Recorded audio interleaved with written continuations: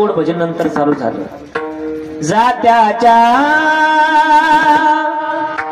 मुखी घाली ते ग मोत्याची दानी, तुझ्या कृपेने मला विठ्ठला नाही काही उणी, सावळ्या नाही सावळ्या नाही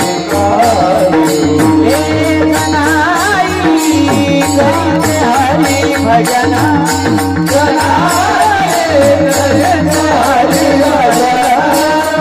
तसे देवकी नंदन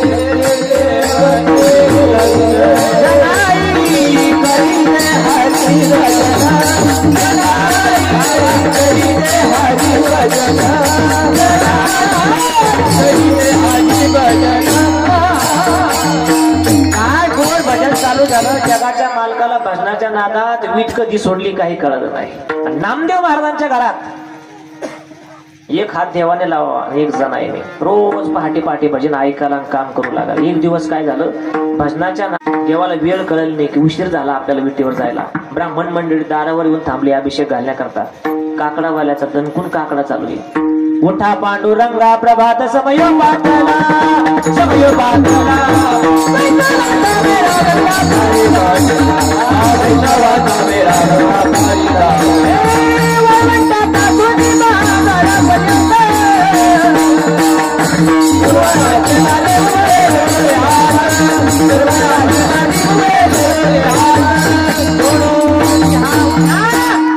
देवा किती वारकरी आले म्हणजे तुम्ही अजून झोपलेले, अजून दार लावलेला आहे। काय वारकरी, काय रंगात, काय नटून आलेत म्हणले वारकरी। टाळ माळ गंध बुका पताका नाचतात, पायात घुंगर घातलेले, टाळ चिपळ्या घेऊन आलेत म्हणले सगळे। उठा म्हणले देवा अजून नाही। देवाने आवाज ऐकला, गडबडीत देव पळाले, पण गडबडीत काहीतरी झालं। नवरत्नाचा शालू विसरले आणि गडबड आईची ती गोधडी होती अंगूर घ्यायची तीच पळाली घेऊन। लगी घेऊन देव जसा काहीच झालं नाही, लगी विटेवर उभा। ती गोधडी फाटलेली पाहिली, ब्राह्मणाने म्हणले चोरी झाली चोरी झाली। कोण म्हणले चोर मुद्दे मला सहित सापडला। कोण म्हणले ती जाणार बघा तिचीच वाकडे म्हणते, रोज सकाळी दर्शनाला येते। पकडून आणा त्याला। राजाने सेवक पाठवले, पकडून आणायचं सांगितलं, त्याने तिकूनच बेड्या काढून आणल्या। हातात बेड्या पायात बेड्या, सगळ्या पंढरपूरमध्ये अपमानास्पद मिरवणूक काढली आणि राजासमोर उभा केलं। राजाने कुठलाच विचार न करता सांगितलं तुम्हाला उद्या सकाळी शिवळावर द्यायचे, देवाच्या दारात चोरी केली म्हणले, तुमची काही शेवटची इच्छा आहे का? मरणाऱ्या व्यक्तीला शेवटची इच्छा विचारली जाते। बाबा तुला पिझ्झा खायचा का, मॅगी खायची का, तुला भजन ऐकायचं का, मित्रमंडळींना भेटायचं का, काय इच्छा आहे तुमची? ऐसे म्हणली इच्छा सोडा, मला तुमचा दरबारच मान्य नाही।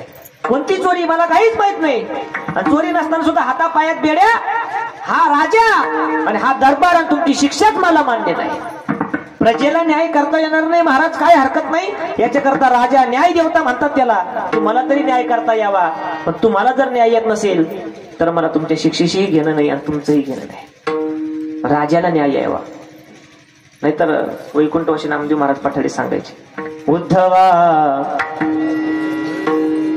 अजब तुझे सरकार, लहरी राजा प्रजा आंधळी, अधांतरी दरबार।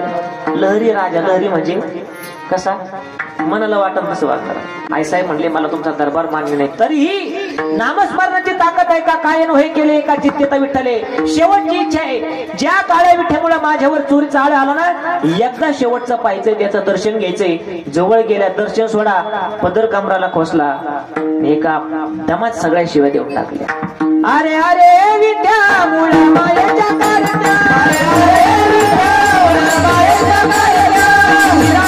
झाली सावित्री तुला द्यावी, गेले म्हणे तुला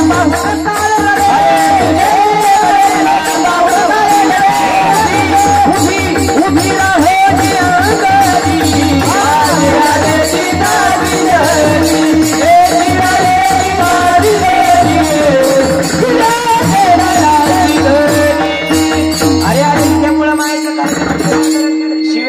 करायचं त्या ठाईत सालीत कशाच जमत नाही. ते जलद दुमळीत घ्यावे लागतात. देवाला घाम फुटला थर थर थर थर थर थर देव जाना काय झालं आंधळा आहे तुला बेण दिसत नाही माझ्या हातात. त्यांनी म्हणावं आमुच्या भावी तुझं देव पण आणि आमच्यावर चोरीचा आळ आणतो कशाला नामस्मरण करायचं म्हणले. जुनी आत्मे म्हणली होती याच्या नादी लागू नका म्हणले. हा ऐन टायमाला धोका देतो आदल्या दिवशी. कोणतं बटन दाबून कळूनच देत नाही म्हणजे याच्या नादी लागू नका म्हणले. हा भक्ताची परीक्षाच घेतो. जाना तुझी परीक्षा नाही घेणार का. तू माझ्या दारात राहिली नेहमी माझं नामस्मरण करत होते. सुळावर देणार ना जा म्हणले सुळावर मी बाकीचं बघून घेईल. नामस्मरण करत करत पाणवलेल्या डोळ्यांनी कड्याच्या त्या वाजणाऱ्या कड्याच्या स्वरामध्ये आईसाहेबांनी भजन चालू केलं. सुळाकडे चालल्यात. रंग रंग पांडुरंग रंग विठ्ठला पांडुरंग विठ्ठला रंग रंग पांडुरंग रंग विठ्ठला पांडुरंग विठ्ठला पांडुरंग विठ्ठला रंग विठ्ठला बोला पांडुरंग विठ्ठला रंग विठ्ठला हे रंग विठ्ठला पांडुरंग विठ्ठला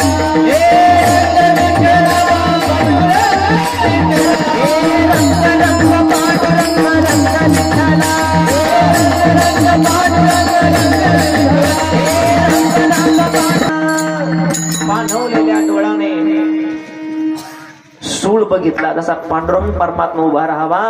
डोळे उघडले. नामस्मरणाची ताकद आहे का एका क्षणामध्ये त्या सुळाचं पाणी झालं. जनीने तो शूळ पाहिला नयनी अकस्मात पाणी झाले. त्याची कशाची ताकद आहे महाराज. महाराज म्हणले काय नो हे केले एका चिंतिता विठ्ठले. ज्ञानेश्वर